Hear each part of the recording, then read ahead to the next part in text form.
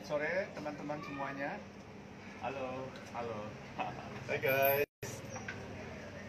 Oke, kita mau ngobrol-ngobrol apa nih? Makanya kan orang-orang tuh kan banyak sekali bertanya ya saat ini, gimana sih caranya nih orang-orang di bidang kita gitu ya, yang dunia industri kreatif ini bisa survive itu gimana ya gitu loh. Jadi mungkin itu banyak sekali yang teman-teman kita tuh kepengen cari tahu gitu loh. Ya. Nah, oke. Jadi kita ngobrolnya mau serius apa mau santai? Yang santai-santai aja ya kan. Iya, oke. Kan katanya kita kongko-kongko. Oh iya, di kongko-kongko. Ini di mana sih? Ya? Ini kita di daerah Kuningan. Kita di daerah Kuningan. Kafenya namanya apa ya ini ya? Fillmore. Fillmore. Oh, tempatnya oke banget. Terus ini kita boleh nyobain makanannya juga. Makanannya tuh seru banget ya. Ini dari tadi gue udah nggak habis nih, hampir habis nih. Pokoknya yang namanya donatnya recommended. Enak. Oke. Iya. Ini nggak dibayar kan? Hah? Kita bayar sendiri kan? Bayar sendiri kok, gue nggak di endorse. Oke. Jadi, nah ini kan banyak yang tanya, Tapi lu mau ngobrol apa sih sama Kosmas? Gitu kan.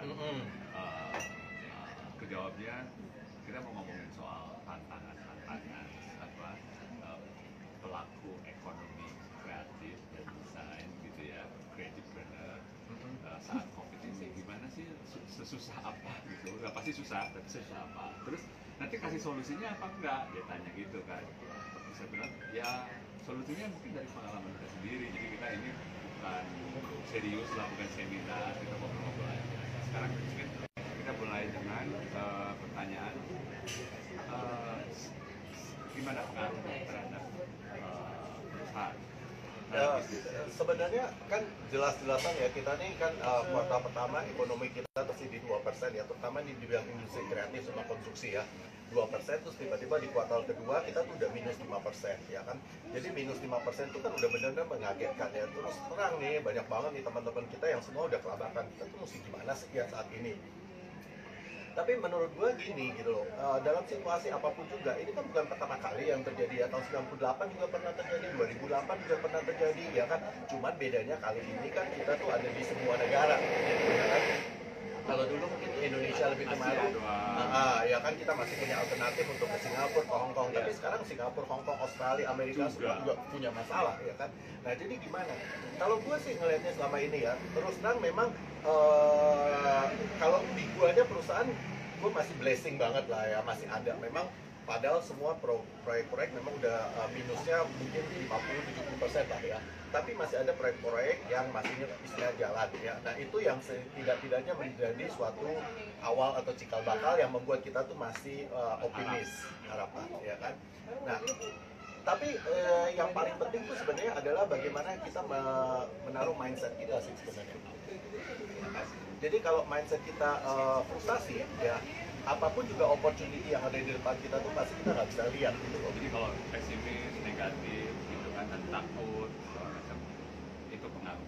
Pasti banget. Jadi yang nomor satu, kalau saran gue ini buat teman semua adalah bagaimana kita merubah mindset kita. Ya kan, mindset kita tuh harus benar-benar positif banget ya. Dan untuk menjadi positif itu tidak gampang ya, karena pasti banyak orang orang mau bilang, gampang diomongin, tapi dilakukannya kan nggak segampang itu. Iya. Gimana tuh? Pengalaman pribadi aja. Jadi kalau tapi gue, ini santai loh, jangan serius lah. iya. Ya kalau gue nomor satu ya, gue punya prinsip gini, supaya pikiran gue tuh bisa positif, berarti gue punya body and mind itu harus positif. Ya kan. Nah, karena itu makanya gue minta apa istilahnya, yang gue pikirin adalah gue harus berolahraga gitu loh. Ya kan, nah itu yang gue lakukan. Gue olahraga setiap hari, bisa berjam-jam olahraga. Supaya apa? Karena menurut gue kalau gue olahraganya banyak, ya kan O2 gue banyak, di oksigennya masuk ke otak, berarti gue akan lebih segar, akan lebih pikiran gue menjadi lebih positif gitu loh. Orang-orang kan selalu nanya sama gue, gila ya lo tiap hari olahraga sekian banyak, nih kenapa lo mau kurus atau apa? Bukan soal kurus sebenarnya. Yang penting adalah gue mau supaya pikiran gue tuh positif gitu loh. Nah, itu yang gue lakukan nomor satu. Jadi body and mind kita dulu yang kita beresin gitu loh. Ya. Jadi itu pengaruh terhadap mindset tadi. Benar. Kalau misalnya kita malas olahraga gimana? kalau kita malas olahraga ya susah ya, karena gini loh, kan kita ini kebanyakan semua kan work from home ya, WFO. Nah kita lihat dong, zaman sekarang kalau kita lihat di Instagram segala, orang-orang malah kebanyakannya masak, makan ya kan. Nah itu sebenarnya kan jadi membuat diri kita tuh menjadi males tuh sebenarnya, ya kan? Iya dong, karena kita makan dulu kan. Kalau masaknya sih nggak apa-apa, kita kira, tapi kalau begitu kita makan dulu kan kita jadi males. Kita males terus begitu di rumah ya kan, duduknya di tempat tidur sambil nonton TV, ya udah pasti pikiran kita tuh nggak positif gitu loh, ya kan. Nah jadi makanya di situ yang kalau gua olahraga ya kan, tapi sebenarnya olahraga itu kan nggak harus yang berat-berat, ya kan. Lu jalan aja, ya kan, jalan santai gitu kan, 2 jam juga nggak apa-apa, ya kan, tuh menghirup udara segar, ya kan. Nah dengan adanya banyak O2 udara segar tuh pasti mainnya kita akan berubah, dan lu nggak perlu capek istilahnya, ya, tapi lu berusaha untuk bersatu atau menenangkan diri. Jadi itu sebenarnya kayak yoga juga ya, lu kontemplasi lah istilahnya dengan alam, dengan situasi gitu ya kan, sehingga akhirnya lu merasa bahwa sebenarnya apa ya, kalau gua gini loh, setiap kali gua menghirup udara itu gua merasa bahwa sebenarnya gua tuh, hidup gua tuh ada berkahnya gitu. Oke. Gitu ya kan. Oke, ini lucu sekali, bukan lucu pun pendapatnya. Jadi yang hal yang remeh yang kita anggap we take it for granted gitu ya, kayak bernapas. Ya. Itu pengaruhnya besar banget gitu ya. Pengaruhnya besar banget. Jadi kita akhirnya kan, karena kalau dulu tuh kita sibuk banget ya, wah dengan segala kegiatan dan sebagainya, bahkan kita tuh sampai pikir-pikir gua kapan istirahat ya. Nah sekarang justru dengan situasi seperti ini ya, kita kontemplasi. Jadi kita mengingat setiap hari kalau gua bangun atau mau tidur aja, gua menghirup napas, gua bilang gua tuh harus bersyukur loh bahwa gua sampai hari ini sih sebenarnya masih bisa hidup gitu loh istilahnya.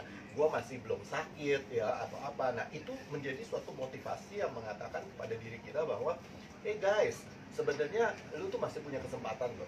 There is still opportunity in front of you gitu loh.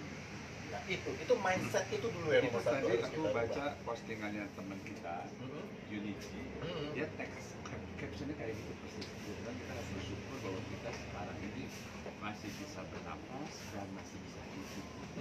Itu udah blessing gitu. Dan itu apa namanya? Kayaknya tuh sesuatu hal yang kita selama ini nggak pernah pikirin bahwa kita tuh ternyata itu it's a big deal gitu sekarang. Dalam situasi seperti itu. Ya emang benar ya, kita beri contoh nih ya, misalnya kan kalau gue sekarang kan sering banget tuh jalan di GBK, kita kan suka banyak tuh acara di convention hall, ya kan. Nah kalau dulu acara di convention hall, lu bisa bayangin dong, kita nyari mobil aja nih, jalan nih dari gedung ke parkir, lu ngomel banget kan, kadang-kadang wah panas banget ya, gila nih parkir jauh banget dan sebagainya. Sekarang gue jalan berjam-jam, gue nggak merasain itu panas tau gak? Ya emang mungkin baju kita udah beda dan sebagainya, tapi at least gue merasakan bisa menikmati. Gue bilang gila ya, pohonnya gede-gede ya semua gitu. Terus belum lagi kalau kita jalan nih ya, waktu pertama-tama 1 bulan atau 2 bulan setelah PSBB ini ya kan, itu kan mulai dikatakan lebih banyak orang yang benar-benar sangat susah hidupnya, ya kan. Pedagang-pedagang kecil, lu bayangin dong, kalau zaman dulu tuh kita ada construction ya, itu berarti kan ada tukang jual soto di depan, ada yang jual kopi, ada yang jual pedagang segala macam. Tiba-tiba mereka keliling, gua ngajak ngomong bilang, Pak, saya dari pagi sampai sore 1 kopi pun belum saya jual. Ya. Satu sisi itu akan membuat diri lu memikir, gila ya, gue di rumah tuh masih ada makanan sebenarnya. Nah itu mindset itu, bukannya kita bersyukur bahwa gue lebih baik dari mereka, enggak, tapi yang kita harus bersyukur bahwa lu tuh masih punya kesempatan. Nah itu yang harus kita pikirkan. Jadi itu dari mind and body Ya. Nah terus yang lain-lainnya gimana? Terus gimana nih, kan tadi bisnis kan menurun sampai 70% gitu kan, mungkin dari 10 project jadi cuma 3 project gitu kan ya. Dari 3 project mungkin tinggal 1 project gitu kan, itu udah bagus gitu kan. Nah kedepannya gimana? Kita nggak pasti kapan ini akan berakhir. Nah, sampai setahun 2 tahun gitu. Terus iya, makanya supaya itu napas kita panjang. Kedepannya kan kita nggak tahu, semua itu serba gelap. Kagak ada orang yang bisa prediksi apakah ini akan berakhir tahun ini atau sampai akhir tahun depan, semua kagak ada yang tahu ya. Cuman satu hal yang bisa kita tahu adalah kita mau jalan biasa atau kita mau lari, gitu loh. Nah, gue ngelihatnya gini, kalau kurva perekonomian kita tadinya data terus sekarang jam turun begini, kan kita harus balik lagi nih ke sini. Nah, lo mau jalan biasa begini terus kapan sampainya, ya kan? Atau lo mau lari terus lo loncat-loncat, gitu loh. Nah, karena gini, gue melihatnya, gue nggak tahu nih ujungnya di mana.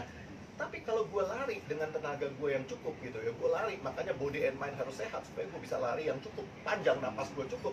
Gue lari, gue akan entah kapan, pasti gue akan lebih dulu sampai di ujung itu.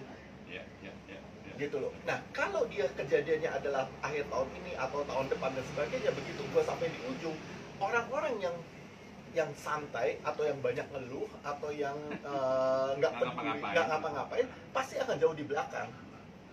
Nah, itu yang harus kita lakukan. Jadi berarti mindset kita itu harus seperti kayak business as usual, dalam hal kita even not usual, even more. Unusual. Kita harus kerja tiga kali lipat lebih keras daripada sebelum-sebelumnya.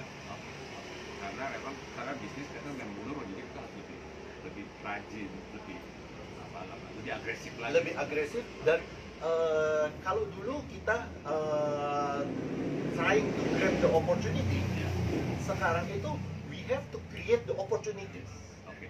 Nah, ini creating opportunities ini waktu di IG Live itu beberapa orang narasumber tuh ngomong seperti itu. Jadi kita we have to create opportunities for ourselves. Jadi bukan dulu, gitu kan.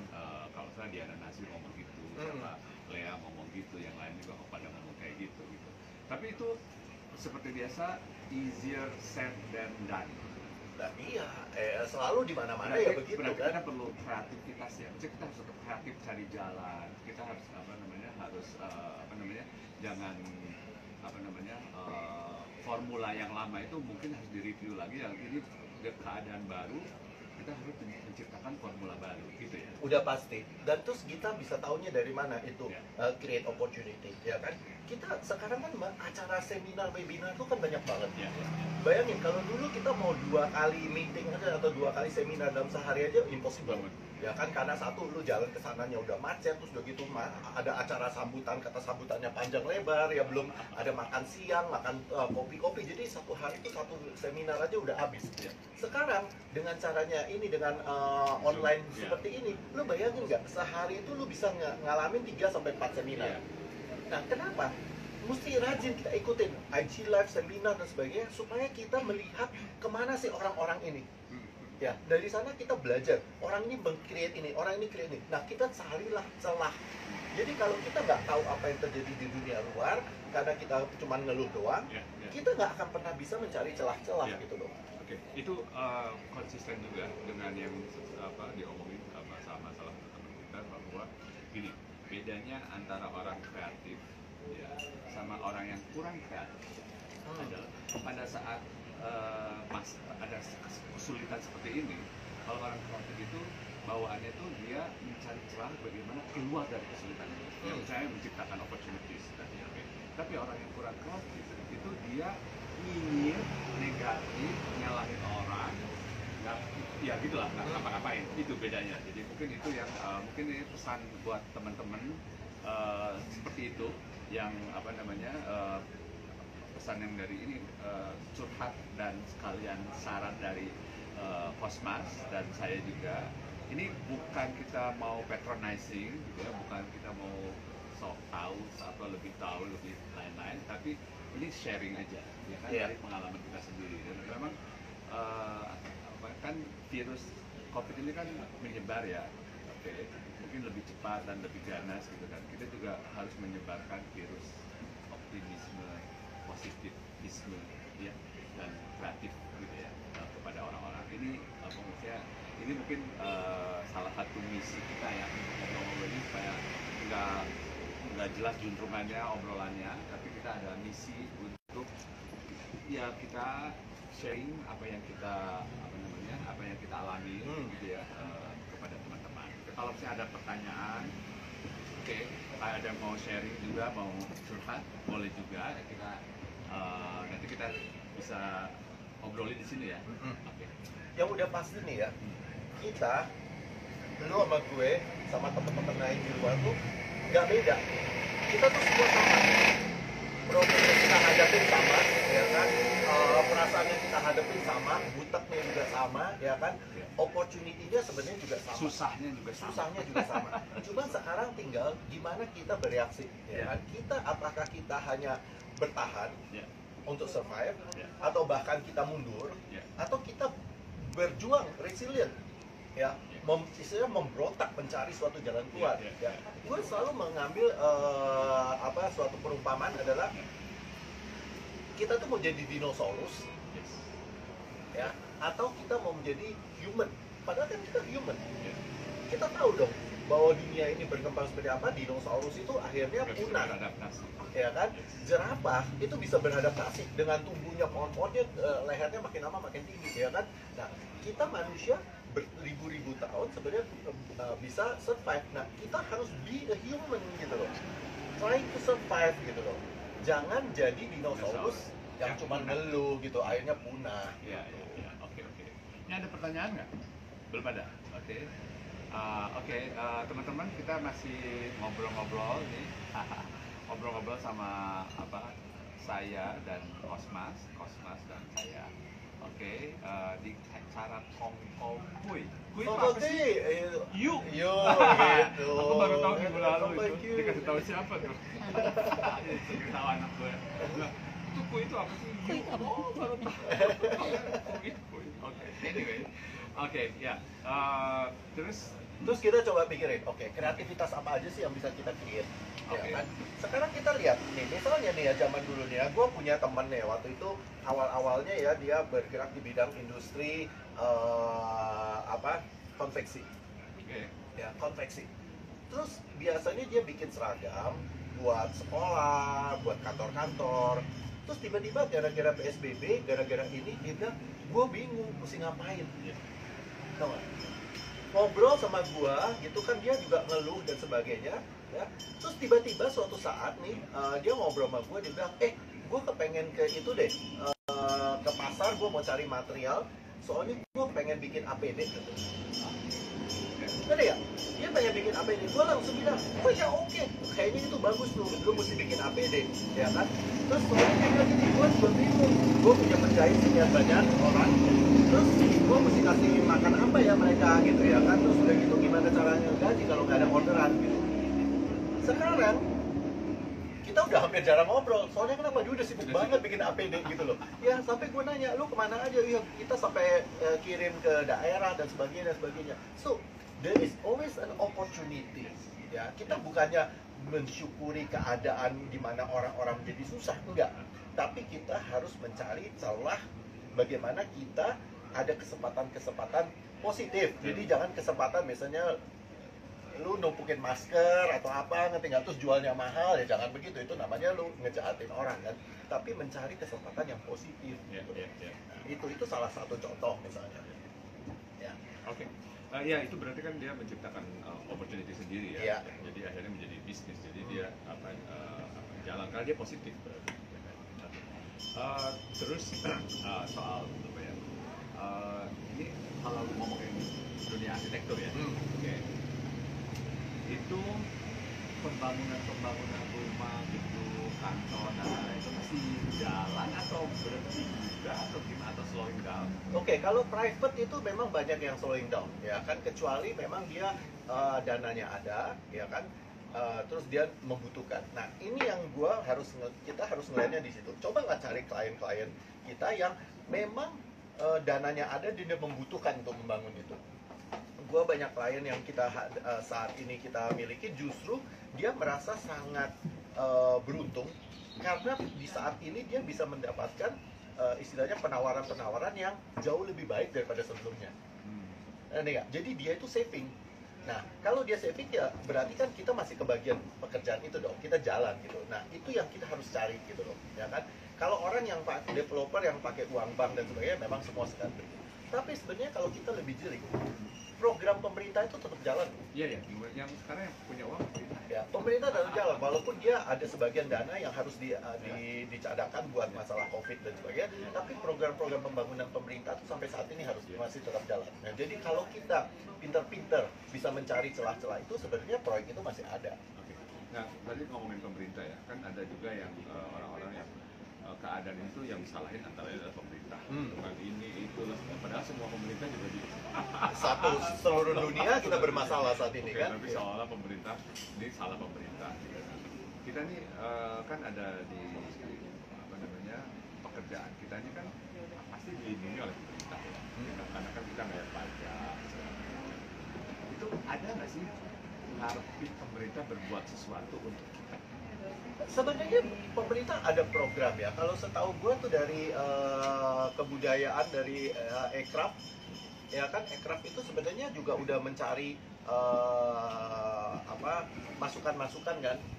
Orang-orang siapa sih, individu-individu siapa yang sekarang mengalami masa kesulitan dan sebagainya, mereka punya budget dana untuk bisa membantu, ya kan.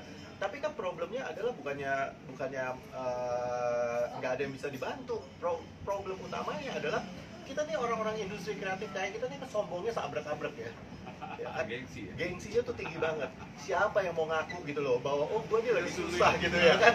Jarang ada yang mau ngaku ya kan? Kagak ada yang mau ngaku. Semua orang bilang nggak apa-apa kan? Makanya kita di asosiasi pun juga nggak punya data atau laporan gitu loh. Siapa aja sih yang bermasalah atau apa, kita nggak ada gitu loh, karena kagak ada yang mau berani ngaku gitu loh. Jadi semua orang diam-diam aja gitu. Padahal sebenarnya dia udah pot-potan gitu ya kan? Jadi berarti apa namanya, ada juga yang ngomong gini, jangan apa-apa pemerintah dong, lu sendiri aja gitu loh. Apa namanya, ya terus jawabannya, ya tapi kan gua bayar pajak, gua berhak untuk menuntut pemerintah itu untuk membuat sesuatu untuk kita bantuin pada saat sulit seperti ini.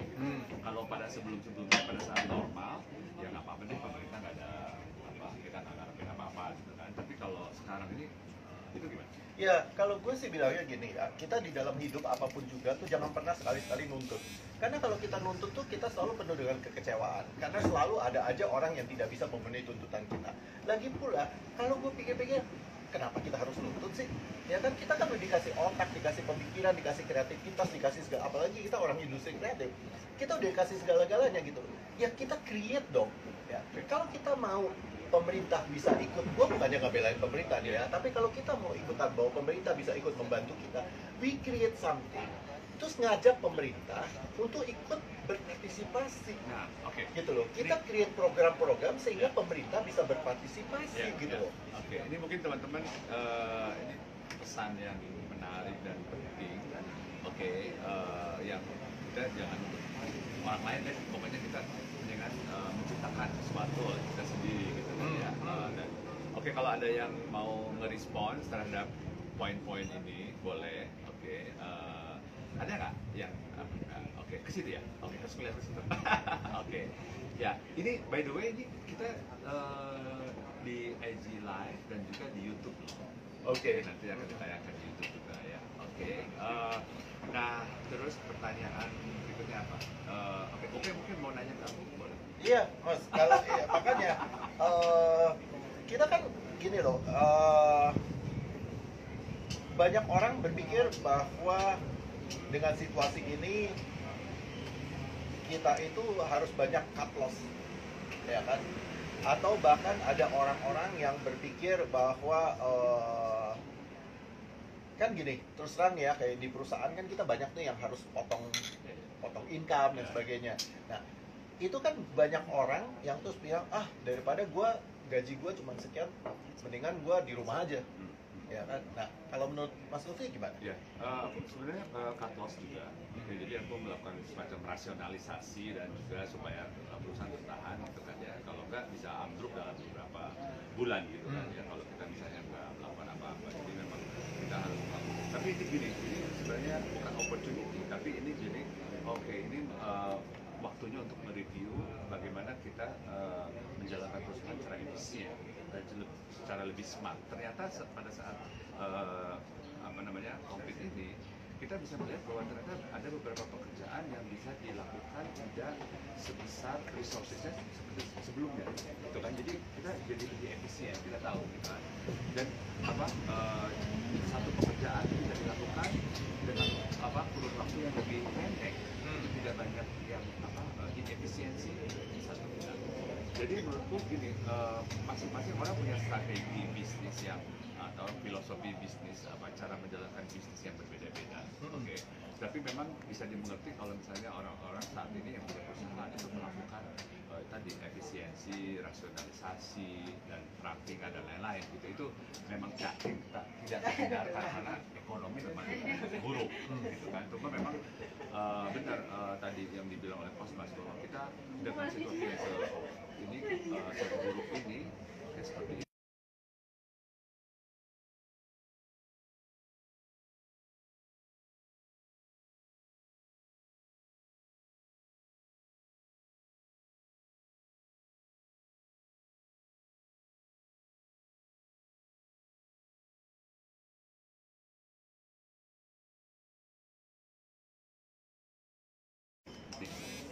Saat ini anggaplah Jack Ma yang punya Alibaba. Dia bilang gini, saat ini target pengusaha-pengusaha itu adalah survive.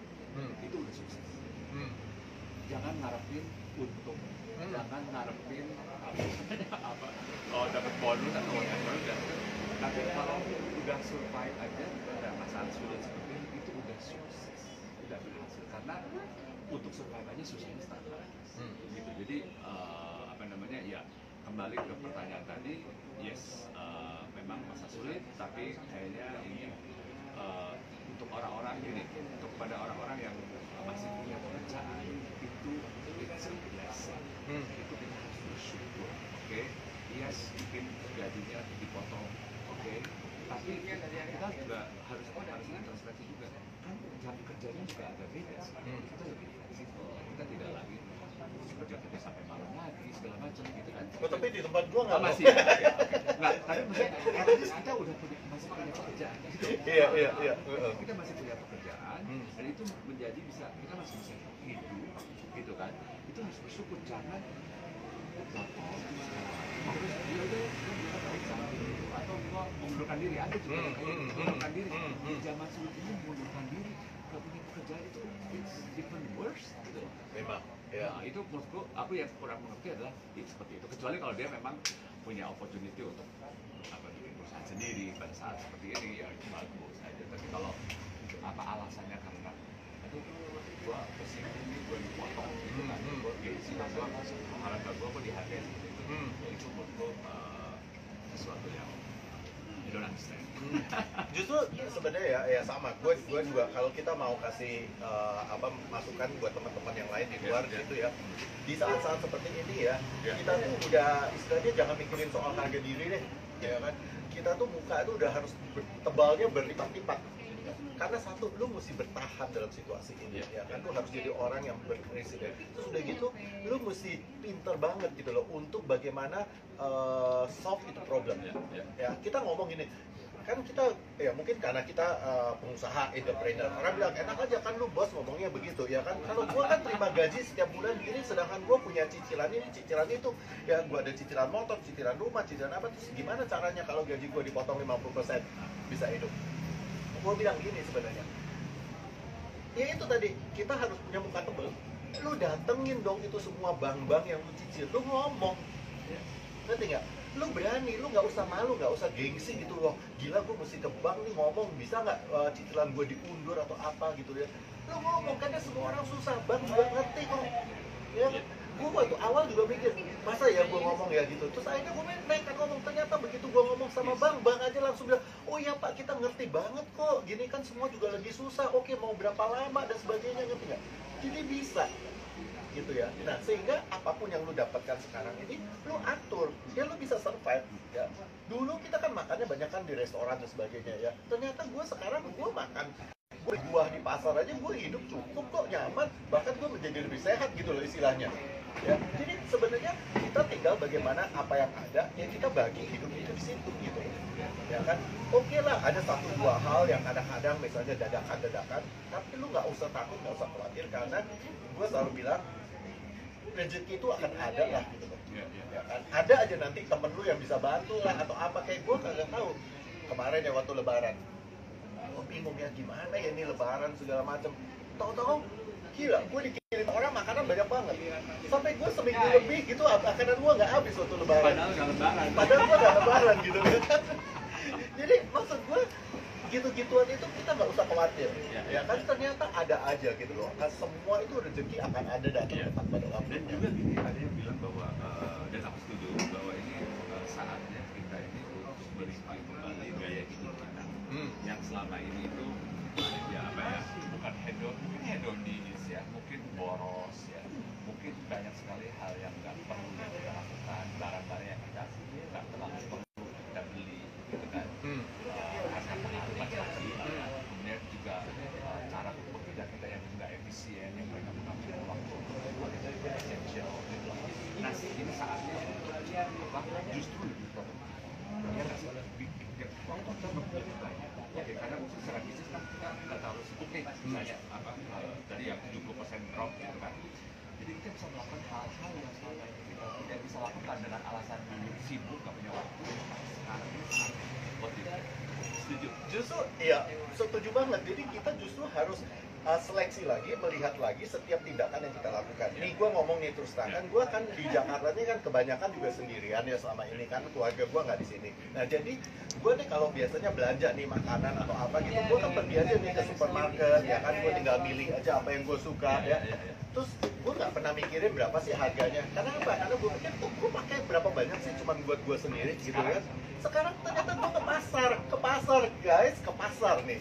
Gue beli bisa tahu nih harga nanas sekian berapa, harga ini berapa, harga buah ini berapa. Gue bisa banding-bandingin dan ternyata menurut gue baru sadar gitu loh. Selama ini tuh gue bayar 2 kali lipat daripada yang seharusnya gue bisa bayar gitu loh. Ya, jadi sebenarnya gue bisa menghemat 50% gitu. Terus lagi pula bukannya apa Pak? Dengan gue ke pasar gue itu berusaha bahkan dengan dana yang gue miliki itu, gue bisa sharing sama orang-orang yang lebih perlu gitu loh. Ya, bukannya gue nggak menghargai entrepreneur yang punya supermarket dan sebagainya, tapi kan mereka emang dananya lebih banyak, sedangkan orang kecil dananya lebih mepet kan. Jadi itulah dana yang gue lakukan gitu. Itu yang akhirnya, dan ternyata gue savingnya banyak gitu. Sekarang jadi apa, justru pada saat sekarang ini kita pengeluaran jauh kurang. Oh iya. Karena soal bensin kita nggak terlalu mobile lagi, bensin kita juga karena nggak ada acara-acara offline, event-event yang harus kita pakai baju ganti kan, terus tiap hari kita udah nggak perlu lagi, kita cuma main house dalam pendek juga udah oke gitu kan. Terus barang-barang yang mungkin barang-barang yang luxury gitu, yang kita punya segala macam itu kan nggak perlu. Ngapain kita pakai-pakai karena kebanyakan di rumah, nggak ketemu orang juga segala macam ya kan. Jadi kita itu banyak sekali Kalau dulu tiap kali mau itu kan gue masih mikir ya, gue pakai jas apa lagi ya buat acara ya. Sekarang gue tiap kali ngeliatin ini jas gue kapan mau dipakai lagi gitu ya istilahnya ya kan. Karena ya emang nggak ada eventnya juga gitu ya kan. Terus begitu, dan gue sekarang santai ya, ternyata orang ketemu gue ya karena gue apa adanya gitu loh. Gue bisa ketemu orang di GBK dengan gue t-shirt gue dan celana pendek gue, sepatu olahraga, gue bisa ngomong apa adanya gitu loh. Jadi emang life is changing, ya, semuanya berubah dan kita menjadi apa adanya. Betul. Ya, sekarang pencitraan itu menjadi tidak relevan, ya tidak relevan, dan kita justru orang lebih melihat kepada yang essential, bukan yang artificial, bukan yang superficial, gitu kan ya.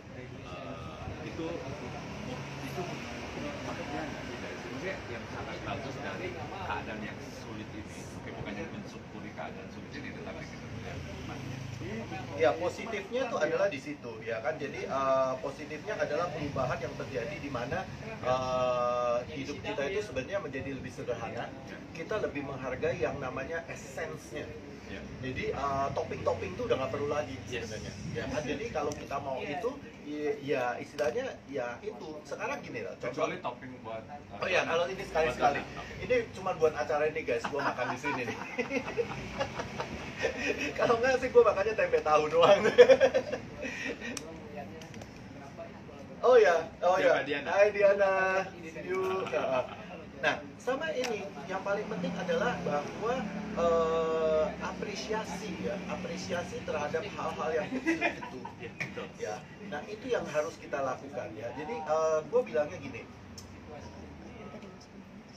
Gue banyak belajar juga dari orang ya. Ini adalah kesempatan. Justru dengan situasi ini adalah kesempatan kita memperkaya diri kita dengan pengetahuan. ya. Melalui acara-acara seminar, webinar yang orang lain adakan, kita memperkaya diri kita. Melalui IG Live. Melalui IG Live dan sebagainya. Ini kesempatan kita belajar, karena kalau kita lagi hari-hari biasa, kita sibuk dengan kerjaan kita nggak mungkin punya itu. Justru ini, supaya kita menjadi orang yang nanti nih, masa ini lewat, kita menjadi orang yang lebih smart, lebih hebat, lebih pintar, lebih knowledge-nya lebih banyak. Karena buat biar bagaimanapun, knowledge ini yang akan memberikan value terhadap diri kita, gitu ya. Nah, jadi justru positifnya ada di situ. Nah, itu yang gua kenapa? Jadi itu kan kita melakukan investasi ya. Investasi terhadap diri kita. Gitu loh. Nah, ini jadi banyak orang yang sekarang bingung mau ngapain, padahal justru ini adalah saatnya kita melakukan investasi gitu. Nah, terus ada yang tanya juga, kita ngapain sih berdua bikin IG Live ini?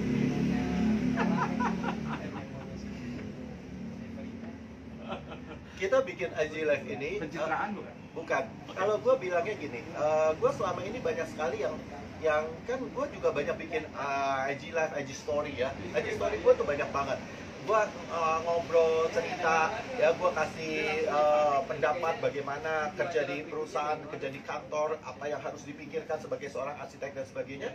Karena menurut gue itu adalah gue sharing, ya. Gue sharing apa yang gue miliki ya sama orang lain. Dan dalam situasi ini, ya kan, dan itu kenapa gue sharing? Karena gue selalu percaya bahwa segala sesuatu apa yang lu tanam itu yang akan menuai. Kalau gue sekarang men-sharing, ya sebanyak apapun juga, tanpa gue memikirkan apapun benefit yang bakal gue dapatkan, gue yakin gitu loh, benefit itu akan datang suatu saat. Gitu loh. Nah, jadi, itulah yang gue lakukan. Ini yang motivasi utama kita melakukan ini, Iya, sharing. Jadi iya. kita benar-benar ingin sharing apa yang kita sedikit yang kita punya, oke, untuk siapa tahu bisa membantu atau menginspirasi orang-orang atau teman-teman gitu ya. Iya. Jadi ini bukan pencitraan ya, jadi bukan gaya-gayaan, musuh supaya eksis di sosial media gitu kan. Ya, karena ya kan kita ini kan bukan YouTuber sebenarnya, ya kan. Kita ini kan sebenarnya lebih ke arah emang kita tuh desainer. Tapi kita, karena gue kan follower gue di Instagram kan kebanyakan mahasiswa juga ya, mahasiswa anak-anak, dan mereka itu ternyata setelah gue lihat, mereka tuh antusias banget sebenarnya. Antusias banget terhadap apa yang gue sampaikan ini ya, bahkan view-nya bisa ribuan ya kan. Nah, jadi gue melihat bahwa ternyata ada banyak yang DM gue bilang, Pak, kita senang banget, bahkan Pak, kenapa ngomongnya cuma sebentar, 2 menit, 3 menit gitu loh, ada kelanjutannya nggak di YouTube gitu ya. Jadi mereka kepengen tahu apa kelanjutannya. Jadi gue merasa bahwa sebenarnya apa yang gue lakukan tuh emang gue sharing, tujuannya adalah sharing, dan itu responnya positif gitu loh. Makanya gue pikir kita harus terus lakukan ini ya kan. Gue orang yang nggak pernah istilahnya mikirin value gue punya knowledge gitu. Maksudnya selama gue bisa memberi, kita akan memberi ya kan. Gue selalu percaya gitu, dengan kita banyak memberi, kita pasti akan mendapatkan lebih banyak lagi. Oke, jadi apa itu kan kayak merasa nggak bahwa ini adalah bentuk tanggung jawab sebagai seorang yang dalam posisi bisa dibilang idola atau role model dengan pengikut yang ribuan, yang banyak, itu ada semacam responsibility kita untuk share knowledge atau pengalaman yang kita punya kepada orang lain. Ada itu. Sebenarnya bukan soal responsibility aja ya, tapi gue dari dulu selalu mengatakan gini, kalau lu pengen jadi besar, lu nggak bisa besar tuh sendirian. Di dunia ini kita hidup tuh berkaitan dengan segala macam orang gitu, apalagi dunia industri kreatif gitu. Nah, jadi gimana lu bisa menjadi besar kalau lu nggak membesarkan orang-orang lain gitu loh, ya? Karena kalau kita bisa membuat orang lain menjadi besar, itu dengan sendiri mereka akan mensupport kita, sehingga kita juga menjadi akan lebih besar lagi. Nah, itu gue punya prinsip gitu loh. Kenapa? Jadi dari dulu gue tuh selalu merasa knowledge atau pendidikan sharing itu penting banget gitu loh. Ini kalau misalnya ada orang-orang yang, kan ada yang orang yang positif beresponsnya, ada orang yang tidak terlalu positif berespons terhadap yang kita lakukan ya, saya dengan acara ini misalnya aja lah ini. Terus yang nyinyir lah, yang ngapain sih si Lutfi sama si Kosmas gitu, ngapain sih, pengen apalah, apa sih, gimana? Oh ya, kalau gue juga dalam hidup gue punya prinsip gini kan. Pertama nih ya, yang udah pasti itu kita kagak bisa atur mulutnya orang. Oke. Omongannya orang tuh kita nggak bisa atur. yang bisa kita atur adalah apa yang kita lakukan. Jadi nih guys, orang-orang mau mikirin apa, mau ngomongin apa, biarin aja deh. Terserah. Dengerin tuh.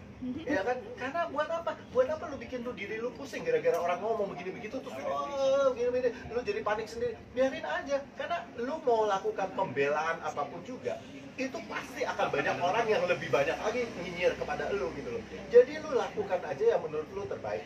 Ya kan? Yang lu anggap lu melakukan apa? Kan gini, kita kalau nanam tebar benih, yang tumbuh juga berapa sih? Ya, yang mati juga banyak.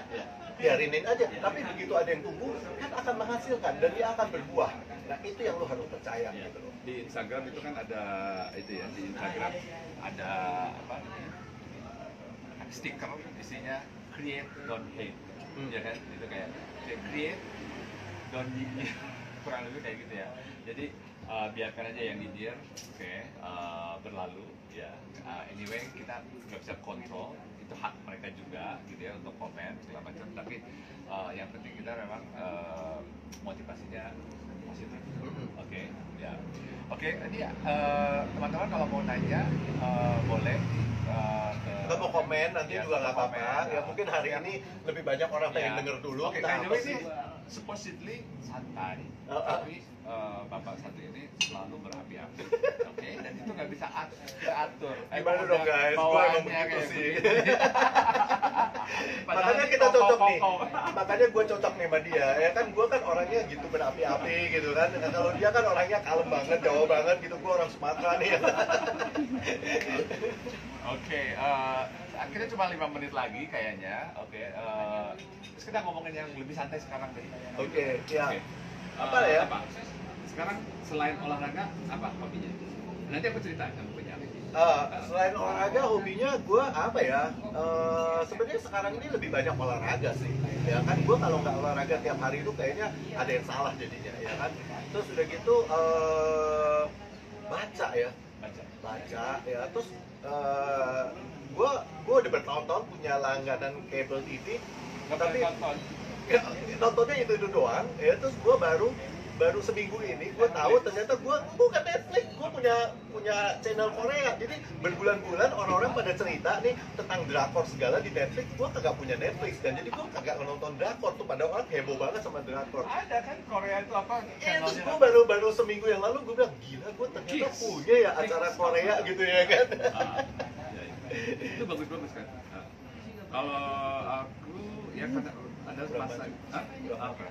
masa, ada masanya nonton Netflix, tapi lama-lama juga, apalagi kalau series itu udah males deh gitu ya. Kalau yang lepas itu oke, tapi sekarang udah sekarang lagi bikin buku gitu ya, terus lagi kemarin baru selesai bikin auction. Oh iya. Auction segala macam. Jadi memang kita harus punya kesibukan sendiri, kesibukan yang kita ciptakan sendiri. Oke. Apa namanya, supaya kita tetap produktif, kita tetap positif dan tetap tetap nggak gila. Kalau gue di kantor kebetulan banyak banget anak intern, ya kan. Bahkan mereka tuh berlomba-lomba. Jadi kita tuh kan punya kuota. Setiap maksimum sekali internship itu cuma boleh 10 orang. Karena kebanyakan yang mau, jadi lebih kan. Jadi kita harus diselect gitu kan, harus nggak bisa semuanya gitu. Nah, jadi gue sibuk banget dengan anak-anak intern sekarang. Kita mengajar, kita bikin program buat mereka, bikin segala macam gitu. Jadi mereka juga happy. Jadi gue dengan anak-anak intern ini malah sebenarnya happy banget karena gue selalu di challenge untuk berpikir kreatif terus kan. Dan gue bagaimana cara kita bisa memberikan knowledge pada mereka. Bahkan gue ada internship yang dari Perancis. Sama. Iya, mahasiswa Indonesia enggak, maksudnya dianya masih di Perancis. Jadi gue kasih internship online. lewat online tau gak? Tiap minggu gue mesti kasih tugas, tiap minggu gue harus baca, dia punya research ya kan, terus udah gitu gue harus komen dan sebagainya ya. Nah hari ini pas hari terakhir, jadi minggu lalu tuh gue kasih program besar banget gitu, terus gue sampai pakai acara Zoom juga, mesti ngomong sama dia, gue maunya kemana-mana karena gue bertanggung jawab kan terhadap kampusnya dia kan, gue mesti tulis surat rekomendasi gitu loh. Jadi dan ternyata kemarin gue bikin survei, wah hampir hampir 99% bilang, iya Pak, bikin dong internship lewat online katanya gitu. Seru juga nih internship lewat online ya, karena terus gue juga banyak orang dari India semua bilang, Sir, I would like to work with you dan sebagainya gitu ya kan. Can I work from home from India for you gitu kan. Jadi banyak banget gitu kayak gitu. Nah, tapi itu yang membuat diri kita semangat ya, yang membuat kita selalu merasa bahwa sebenarnya dunia ini belum berakhir. Ya kan, bahwa kita ini semua opportunity itu ada. Yang penting adalah kita harus lebih lebih teliti ya, jangan hanya melihat yang indah-indah tapi benar-benar melihat sesuatu di celah-celah yang orang tidak kepikiran. Ya, karena di celah-celah itu sebenarnya banyak hal-hal. Nih contohnya nih ya, gue bilang ya, gue kalau jalan di GBK terus terang nih, sampai saat ini gue sering banget loh nemu duit. Ya, dan gue percaya banget kalau lu nemu duit 100 atau 200 perak aja itu rezeki lo. Ya kan, jadi lu jangan lihat wah duit cuma duit cepet, gengsi gitu. Percaya deh, rezeki lu bisa dapat apa kayak proyek kayak atau apa gitu, karena lu appreciate. Jadi lu appreciate dari hal-hal yang kecil. Diambil terus diambil ya, karena kan nggak ada orang, semua orang pada lari ya kan. Nah, gua bukannya kita kan nggak nyolong gitu loh ya. Jadi itu satu ya. Terus yang kedua, dengan cara seperti itu gue selalu kasih tahu orang, lu lihat tuh ya, lu kalau jalan tuh jangan lihatnya ke atas, lihatnya ke bawah. Kalau lihat bawah lu nemunya banyak, kalau lu lihat ke atas lu nggak pernah nemu apa, karena duit nggak ada di atas. Nah, teman-teman tuh ini bagus sekali insight-nya dari jalan di GBK. Itu ada filosofi yang menarik ya. Ini walaupun obrolan santai tapi semoga ini bermakna. Harus pakai masker. Siapa yang Oh iya, ini maskernya ada. Ada kok semuanya. Ada yang nanya nih, yang kenapa nggak pakai masker? Maskernya ada. Cuma kita udah swab test ya. Penutupnya kita harus pakai masker deh. Oke, nggak apa-apa. Jadi ya semoga ini session kita walaupun santai, kongkow kui. Iya. Ini bermakna, memberikan makna. Masih ada 15 menit bukannya. Kita masih ada 15 menit. Masih panjang. Masih panjang. Ini kecepatan berarti. Ini silau. Kacamata hitam. Hah? Kacamata hitam. Ini kacamata hitam. Katanya silau nih guys. Ini karena silau loh. Coba kelihatan nggak di situ? Sementara gue makan dulu nih. Kayaknya gue lapar banget nih. Ini kita mau bikin ini secara regular ya, mungkin seminggu sekali kali ya, seminggu sekali. Dan kalau misalnya ada topik yang usulan dari teman-teman boleh, kita membahas apa juga boleh. Itu kita bisa ngajak satu teman lagi juga bisa, mungkin ya, kita ngobrol-ngobrol, lebih santai lagi. Jadi guys, kalian mau pengen nanya tema apa gitu ya, silahkan aja ya, DM ke kita, ke Jakarta Vintage atau ke gua, Mas Kusali ya kan. Terus juga misalnya kalian merasa nih ada tempat-tempat nih ya, karya lu orang kali yang menarik gitu ya kan, tapi harus menarik dong gitu ya kan. Kita juga bisa loh syuting di situ atau apa gitu ya kan. Jadi karena kan kita para desainer, jadi gue kepengennya bahwa orang tuh melihat bukan soal obrolan kita juga ya kan, tapi kita tuh benar-benar di suatu tempat yang berdesain lah istilahnya ya kan. Ada desain value-nya. Ada desain value-nya ya kan. Terus makanannya juga yang enak gitu kan. Jadi kan kita ngomongnya kan seneng ya gitu ya kan. Jadi nah kayak gitu. Jadi kita kepengen yang sesuatu yang gimana ya, pokoknya apapun juga yang lu orang merasa pengen tahu, silakan aja nanya gitu loh. Kita akan mencoba sharing, bahkan kita bisa undang narasumber lainnya lagi untuk sama-sama men-sharing ya kan. Jadi kongko-kongko kita ini menjadi sesuatu yang berbobot dan bisa memberikan manfaat buat kalian semua gitu. Diana masih ada di situ nggak? Nanti kita mau ajak Diana deh. Mungkin Gue masih silau ya, gue juga sekali-sekali gaya dan dikit ya guys ya. Sengaja matahari dipindahin tadi, biar bisa kacak-kacak. Ini by the way Jakarta panas sekali ya. Hari ini lumayan panas ya kan, terus udah gitu tapi kita agak-agak outdoor ya kan, makanya kenapa kita nggak pakai masker, karena kita merasa udara ini akan lumayan bersih ya kan, bahkan ini adalah smoking area sebenarnya ya. Jadi harusnya si virusnya udah tutup mulut semua nih gara-gara asap nih. Oke. Jadi mungkin udah kita ya. Oke. Belum, kayaknya masih panjang kok. Masih ada 12 menit. Takutnya suka dimatiin gitu loh. Enggak, masih ada 12 menit mereka akan kasih itu. Kita punya tim nih sebenarnya, walaupun ngobrolnya berdua tapi di belakang kita banyak nih orang guys. Maksudnya banyak pengunjung lainnya. Iklan Ray-Ban katanya. Ada yang bilang ini iklan. Iklan ya. Nggak di endorse saya, Ray-Ban siapa yang mau endorse? Oke, nanti kita akan. Nah kalau sekarang gue belum nanya lu loh, kalau lu tuh gimana caranya lu menjaga keapi-apian ini dalam situasi ini? Tadi baru gue yang ngomong. Oke. Memang kalau semoga masih ada api. Apinya semoga masih ada.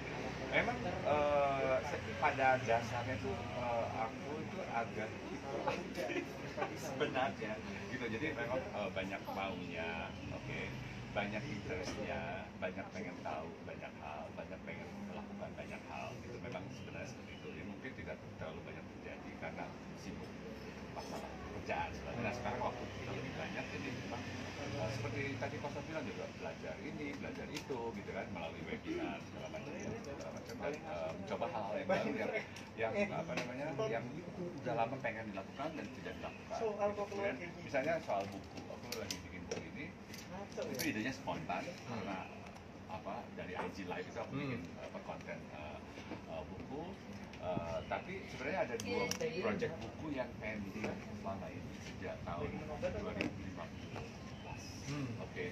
Yang pernah melakukan beberapa interview juga, tapi akhirnya terpending, termasuk Kosmas waktu itu di interview. Terus ada jadi ada 2 buku yang terpending, terus ada project apa namanya, jadi gini, menjaga apinya itu tadi ya. Memang kita harus memberikan semangat kepada diri kita sendiri, gitu aja, jadi memotivasi.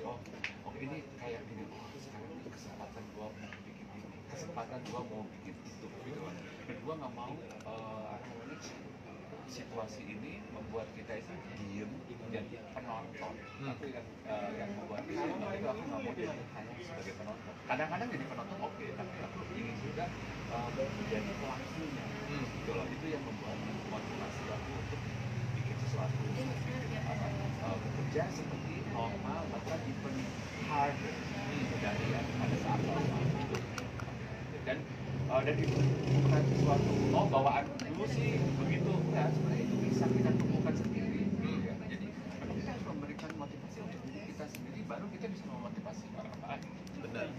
Sama satu hal juga nih guys, gue pengen sharing sama lu jangan pikir melakukan sesuatu lu memerlukan biaya. Kan banyak orang bilangnya tapi kan duitnya banyak ini. Enggak guys, asal lu mikirin banyak sekali kerjaan-kerjaan kreatif yang bisa kita lakukan tuh tanpa biaya sebenarnya. Ya kan? Kenapa? Karena sebenarnya kita udah dikasih di sini kan, kreativitas tuh ada di sini. Nah tinggalnya kayak lu bilang, tiba-tiba lu pengen nulis buku gitu kan, ya oke, mungkin belum diterbitkan sekarang, tapi nulisnya sekarang, dan nulis itu kan nggak perlu biaya, gitu kan. Nah nanti suatu saat suasana udah lebih baik lagi, ya bisa aja tiba-tiba ada yang mau nerbitin dan sebagainya, tapi kan bahannya udah ada.